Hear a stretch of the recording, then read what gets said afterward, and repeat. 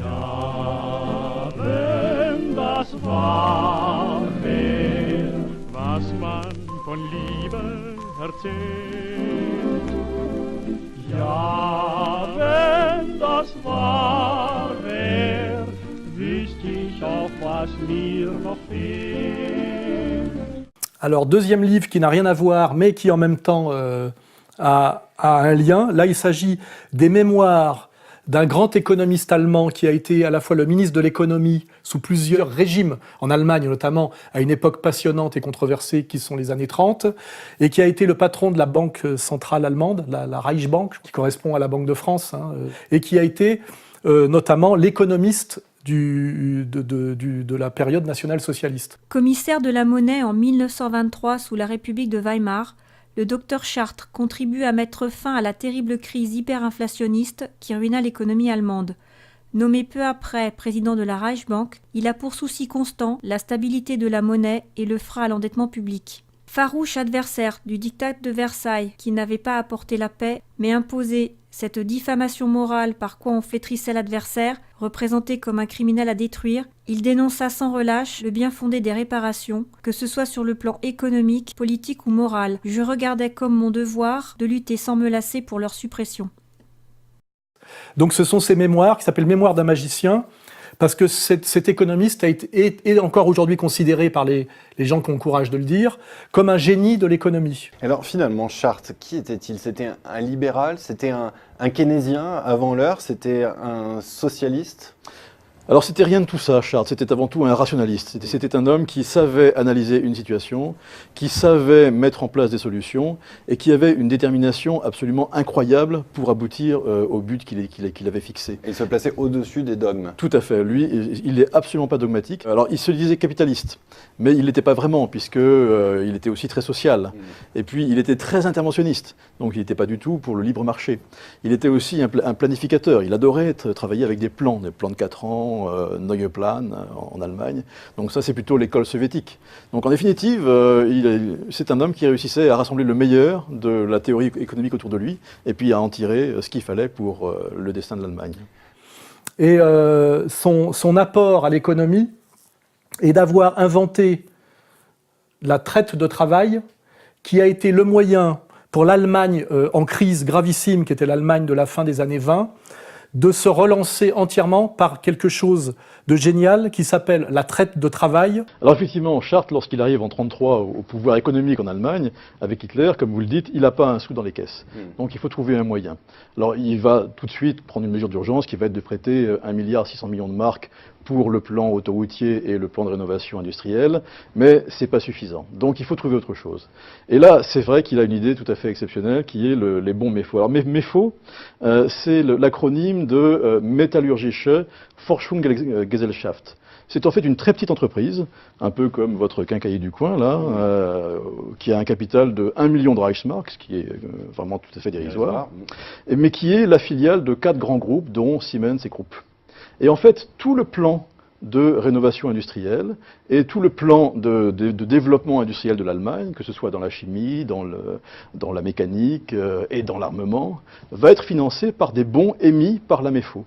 Donc ce sont des bons, c'est comme de l'argent, ils ont une rémunération qui est de 4%, et ils sont garantis à leur échéance de 5 ans par l'État allemand, et dans l'intervalle, ils peuvent être escomptés auprès de la Reichsbank. Donc c'est quasiment de l'argent, c'est une quasi-monnaie. La traite de travail, dont on a déjà parlé par ailleurs ici, et qui permettait d'échapper à quelque chose qui est la clé de toute la compréhension du monde moderne, qui est d'échapper au prêt, c'est-à-dire à la dette, et notamment à l'emprunt or à l'époque ceux qui détiennent l'or à prêter, c'est-à-dire la Banque d'Angleterre, qui n'est jamais que, je dirais, l'origine et la matrice de ce qui donne aujourd'hui Wall Street. Hein.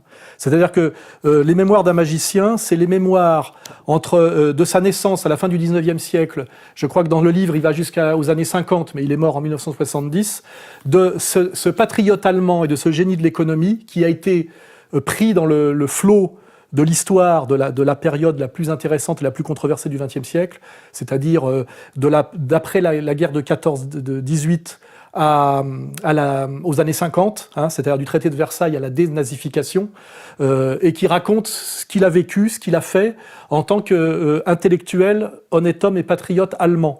Alors pourquoi est-ce qu'on a cette hyperinflation en 1923 ? Parce qu'en fait, en Allemagne, il y a énormément de banques, d'institutions, d'entreprises qui ont émis des monnaies parallèles qui toutes sont remboursées par la Reichsbank, qui sont honorées par la Reichsbank. En plus, il y a une spéculation incessante sur le cours du mark par rapport notamment au dollar.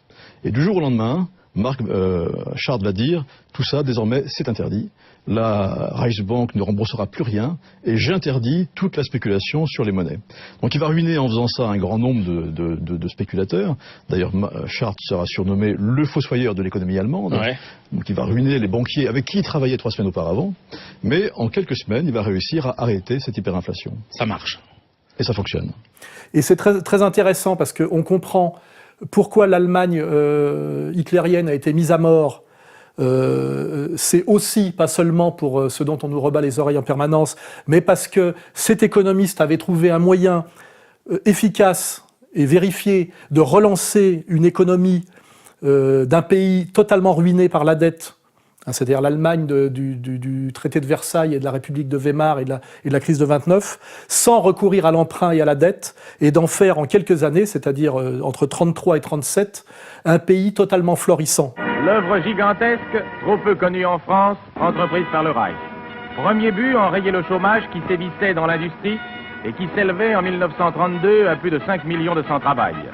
En 10 années, ce chiffre effrayant a pu être ramené à 335 000. En septembre 1933 furent entrepris les travaux de construction des autostrades. Un réseau de 27 000 km était projeté. Chaque année, 1000 km étaient construits. On devine le nombre d'ouvrages d'art nécessaires afin de mener à bien un tel programme. Enfin, toute une flotte était lancée pour permettre aux travailleurs de faire gratuitement des croisières. De 1934 à 1939, grâce à l'organisation appelée la Force par la Joie, 35 millions d'ouvriers ou de paysans purent visiter l'Allemagne et les pays étrangers. Sachant que ce genre de réussite économique était en plus exportable à tous les pays qui ont un haut coefficient de développement intellectuel, notamment au niveau des ingénieurs et des capacités de production au niveau du secteur, notamment primaire, secondaire. Pour les observateurs américains, le national-socialisme apparaît comme une alternative non dénuée d'intérêt. Dans le journal Pittsburgh Courier, l'écrivain afro-américain William Edward Burghardt Dubois publie des articles au sujet de la Nouvelle-Allemagne qu'il connaît bien, pour y avoir beaucoup voyagé. Aujourd'hui, la grande majorité des Allemands soutient Adolf Hitler. En Allemagne, la population a de quoi se nourrir et se loger. Dans l'ensemble, la situation du pays est satisfaisante, voire florissante. En l'espace de 4 ans, le chômage est passé de 7 à moins de 2 millions de personnes. Partout, on construit de nouvelles maisons pour le peuple, de nouvelles routes, de nouveaux bâtiments administratifs, et les autorités prennent des mesures de toutes sortes pour la réinsertion des chômeurs. L'alimentation est de bonne qualité et d'un prix abordable. L'ordre public est parfait. Le taux de criminalité est au plus bas. Et c'est ça qui a valu, je dirais, l'acharnement terrible contre l'Allemagne, parce qu'effectivement, cet exemple pouvait être suivi par tout le monde, et ça veut dire que le monde moderne, les nations modernes, pouvaient échapper à ce qui les tient totalement aujourd'hui, qui est la dette. 2 000 milliards d'euros, c'est le montant de la dette publique au deuxième trimestre. Chiffre, Karina Chabour, publié ce matin par l'INSEE, c'est du jamais vu. Absolument, c'est un palier qui vient d'être franchi, vous l'avez dit, plus de 2 000 milliards d'euros. Ça représente un petit peu plus de 95% de la richesse nationale et on s'approche inexorablement des 100%. Une dette qui a tout simplement doublé en 10 ans et qui ne cesse de s'alourdir. Il faut comprendre que toute la logique aujourd'hui de domination, c'est la logique de la dette. On domine les États et le pouvoir des États par la dette, une dette obligatoire, voulue et systématique. Rappelons-nous que par exemple, les révolutions de Jasmin, qui ont touché notamment, par exemple, la Tunisie. C'est le rôle qu'a joué Internet. On ne peut plus fonctionner sur la verticalité, il faut tenir compte de l'horizontalité. Et Internet réenchante le monde. Je pense qu'en effet, Internet joue un rôle très important dans cette affaire. À part qu'il y a une petite nuance, c'est que si ça a basculé, c'est parce que l'armée a lâché Ben Ali. Or l'armée, c'est une structure organisée. Moi, je n'ai pas la réponse, mais pourquoi l'armée, à un moment donné, est passée de l'autre côté, du côté du peuple? Internet, c'est bien, mais ça ne remplace pas les fusils mitrailleurs. Un des marqueurs importants qui n'a jamais été montré, c'est que c'était un pays qui était sorti de la dette et qui, quand il a fait cette révolution, qui d'ailleurs passe plus ou moins par les frères musulmans, ils ont renoué la dette, ils ont réemprunté du dollar aux États-Unis. Le Fonds monétaire international et la Tunisie seraient sur le point de signer un accord pour un prêt d'1,75 milliard de dollars. Les négociations sont à un stade avancé, a précisé le FMI lors d'une conférence de presse à Tunis. L'accord devrait être finalisé dans les prochaines semaines. Le FMI affirme ne rien demander à la Tunisie en contrepartie de cette aide, mais certains analystes pensent le contraire. Selon eux, le fonds ferait pression pour réduire les subventions sur les biens de première nécessité et le carburant. Ils se sont remis dans la dette et que peut-être c'était un des enjeux et une des conditions de leur prise du pouvoir. Vous voyez, il faut toujours regarder la dette. Tous les pays qui ont été mis sur l'axe du mal, notamment par l'Empire américain, sont des pays qui n'avaient pas de dette auprès justement de la Banque d'Angleterre et de Wall Street. Il y a toujours un lien entre diabolisation et refus de la dette ou pays qui échappent à la dette. Il faut bien articuler les deux. Voilà. Et donc, raison de plus pour lire ces mémoires d'un magicien qui d'ailleurs, je le dis pour les gens qui connaissent un peu, il y a les 2 tomes de l'édition originale en un seul. Et ce qui est intéressant, c'est que ce monsieur qu'on prononce Ajmar Chart, n'est-ce pas, enfin, qui s'appelle comme ça, mais ça se prononce Chart, oui, Ajmar Chart, nous raconte en fait toute sa vie de haut responsable politique et économique, et donc qui a croisé tous les grands de l'époque. Et à la fin de la guerre, il recommence une carrière d'économiste auprès de tous les grands pays non alignés, l'Inde, l'Iran, l'Égypte, la Syrie, les Philippines. Il redevient conseiller économique après la guerre. C'est tout à fait ça. En 51, c'est un très vieux monsieur, puisqu'il a 74 ans, mais il est encore plein d'énergie. Et c'est sûrement le financier le plus célèbre de son temps. Il va se mettre au service de l'Iran, du Shah et du Premier ministre Mossadegh, et il va renégocier les contrats pétroliers avec les grandes compagnies américaines et anglaises. Il va être d'ailleurs menacé, même physiquement, parce que, évidemment, il empiète sur leurs intérêts. Mais Chart a vécu les camps, il a vécu les demandes de condamnation à mort, donc il n'est pas du tout impressionné. Voilà. Et ça nous donne un éclairage très intéressant, très subtil et très enrichissant sur toute cette époque, aujourd'hui, dont on nous fait gober systématiquement une vision, je dirais, diabolique pour enfants. Adolf Hitler, né le 20 avril 1889, se suicide le 30 avril 1945.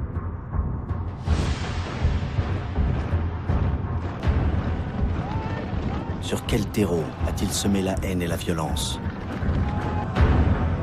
Comment Hitler et les nazis ont-ils fait basculer le monde dans l'apocalypse ?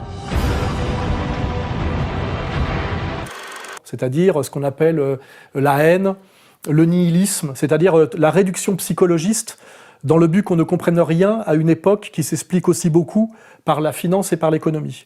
Et les mémoires de ce monsieur nous permettent d'avoir cet éclairage infiniment plus subtil sur les enjeux de tout ce qui va du traité de Versailles aux années 50. Voilà. Donc je vous conseille vivement la lecture de ces mémoires d'un magicien, qui sont les mémoires donc de Ajmar Chart. Et c'est un gros bouquin, ce sont 2 tomes mis en un, qui fait 560 pages et qui ne vaut chez Contre-Culture que 23 €. Voilà. Et son apport à l'économie est d'avoir inventé la traite de travail, qui a été le moyen pour l'Allemagne en crise gravissime, qui était l'Allemagne de la fin des années 20, de se relancer entièrement par quelque chose de génial qui s'appelle la traite de travail. Alors effectivement, Chart, lorsqu'il arrive en 1933 au pouvoir économique en Allemagne, avec Hitler, comme vous le dites, il n'a pas un sou dans les caisses. Donc il faut trouver un moyen. Alors il va tout de suite prendre une mesure d'urgence qui va être de prêter 1,6 milliard de marks pour le plan autoroutier et le plan de rénovation industrielle, mais c'est pas suffisant. Donc il faut trouver autre chose. Et là, c'est vrai qu'il a une idée tout à fait exceptionnelle qui est les bons MEFO. Alors MEFO, c'est l'acronyme de Metallurgische Forschungsgesellschaft. C'est en fait une très petite entreprise, un peu comme votre quincaillier du coin, là, qui a un capital de 1 million de Reichsmark, ce qui est vraiment tout à fait dérisoire, mais qui est la filiale de 4 grands groupes, dont Siemens et Krupp. Et en fait, tout le plan de rénovation industrielle et tout le plan de développement industriel de l'Allemagne, que ce soit dans la chimie, dans la mécanique et dans l'armement, va être financé par des bons émis par la MEFO.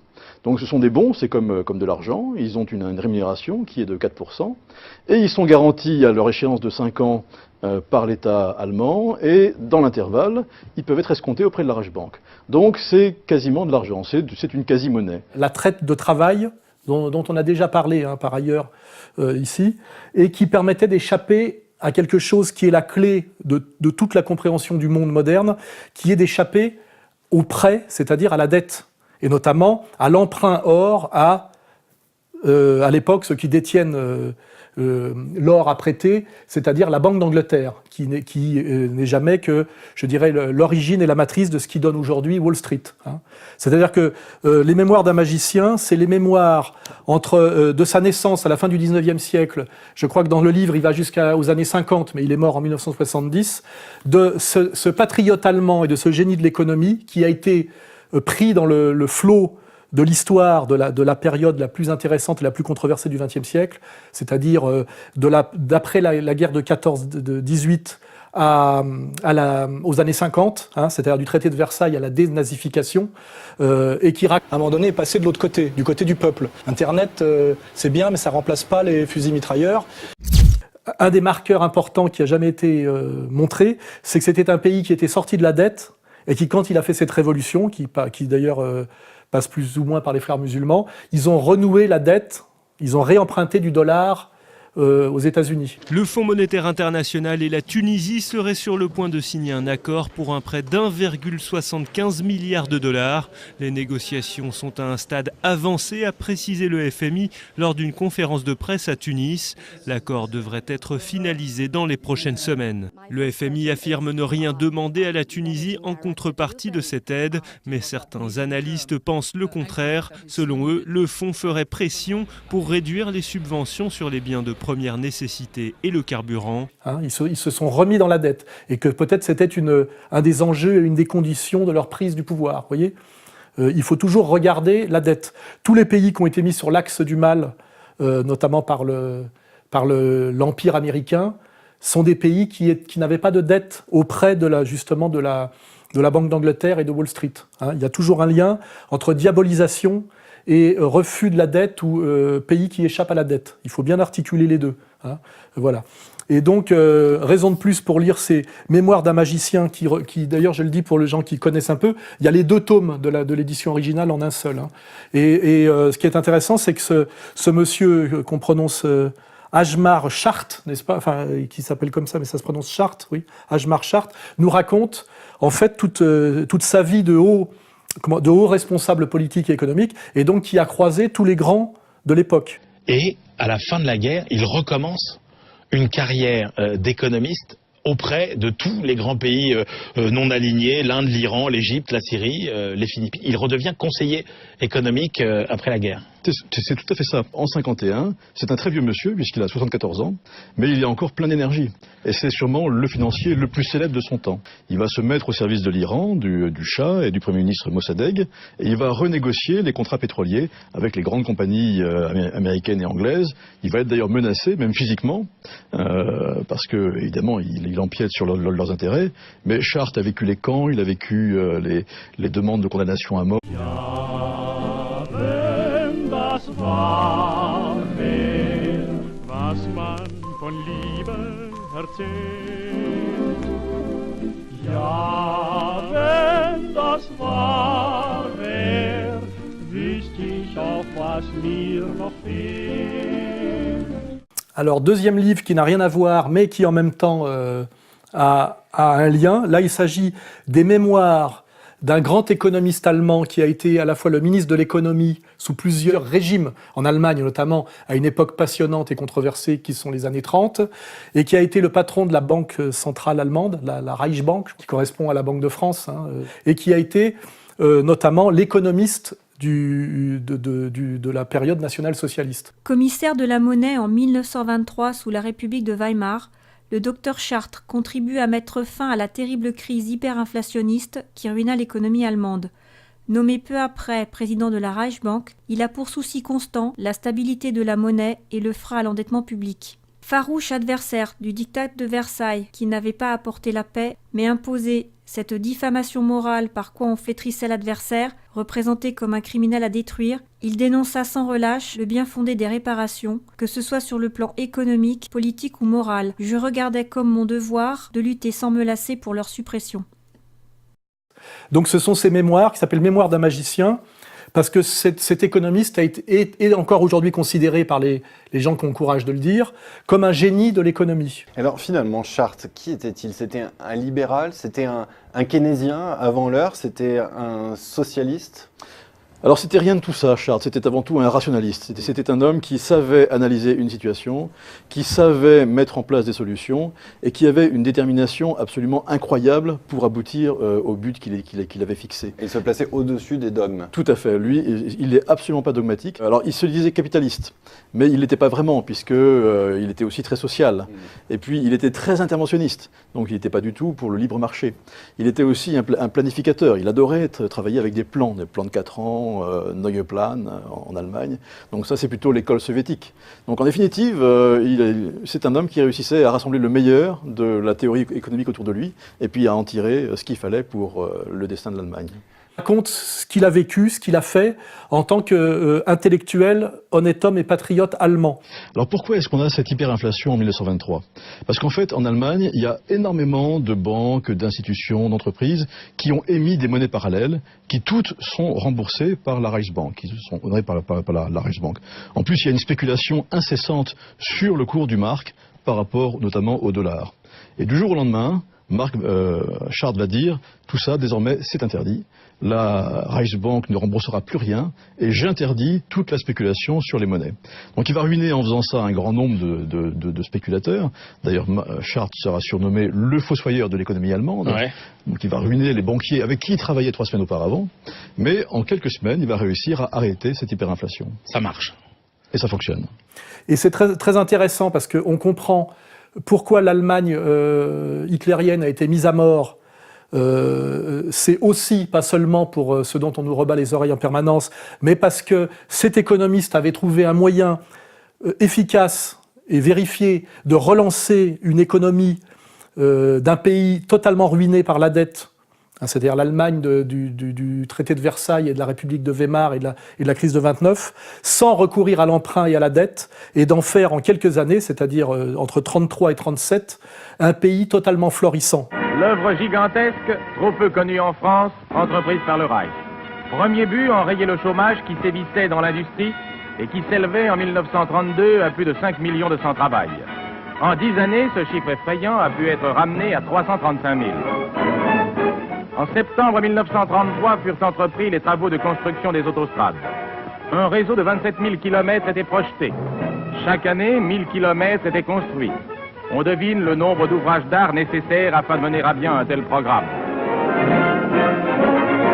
Enfin, toute une flotte était lancée pour permettre aux travailleurs de faire gratuitement des croisières.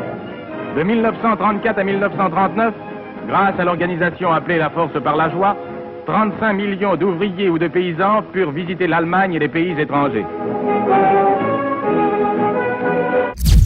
Sachant que ce genre de réussite économique était en plus exportable à tous les pays qui ont un haut coefficient de développement intellectuel, notamment au niveau des ingénieurs et des capacités de production au niveau du secteur, notamment primaire, secondaire. Pour les observateurs américains, le national-socialisme apparaît comme une alternative non dénuée d'intérêt. Dans le journal Pittsburgh Courier, l'écrivain afro-américain William Edward Burghardt Dubois publie des articles au sujet de la Nouvelle-Allemagne qu'il connaît bien, pour y avoir beaucoup voyagé. Aujourd'hui, la grande majorité des Allemands soutient Adolf Hitler. En Allemagne, la population a de quoi se nourrir et se loger. Dans l'ensemble, la situation du pays est satisfaisante, voire florissante. En l'espace de 4 ans, le chômage est passé de 7 à moins de 2 millions de personnes. Partout, on construit de nouvelles maisons pour le peuple, de nouvelles routes, de nouveaux bâtiments administratifs, et les autorités prennent des mesures de toutes sortes pour la réinsertion des chômeurs. L'alimentation est de bonne qualité et d'un prix abordable. L'ordre public est parfait. Le taux de criminalité est au plus bas. Et c'est ça qui a valu, je dirais, l'acharnement terrible contre l'Allemagne, parce qu'effectivement, cet exemple pouvait être suivi par tout le monde, et ça veut dire que le monde moderne, hein, les nations modernes, pouvaient échapper à ce qui les tient totalement aujourd'hui, qui est la dette. 2000 milliards d'euros, c'est le montant de la dette publique au deuxième trimestre. Chiffre, Karina Chabour, publié ce matin par l'INSEE, c'est du jamais vu. Absolument, c'est un palier qui vient d'être franchi, vous l'avez dit, plus de 2000 milliards d'euros. Ça représente un petit peu plus de 95% de la richesse nationale et on s'approche inexorablement des 100%. Une dette qui a tout simplement doublé en 10 ans et qui ne cesse de s'alourdir. Il faut comprendre que toute la logique aujourd'hui de domination, c'est la logique de la dette. On domine les États et le pouvoir des États par la dette, une dette obligatoire, voulue et systématique. Rappelons-nous que par exemple, les révolutions de Jasmin, qui ont touché notamment, par exemple, la Tunisie. C'est le rôle qu'a joué Internet. On ne peut plus fonctionner sur la verticalité, il faut tenir compte de l'horizontalité. Et Internet réenchante le monde. Je pense qu'en effet, Internet joue un rôle très important dans cette affaire. À part qu'il y a une petite nuance, c'est que si ça a basculé, c'est parce que l'armée a lâché Ben Ali. Or l'armée, c'est une structure organisée. Moi, je n'ai pas la réponse, mais pourquoi l'armée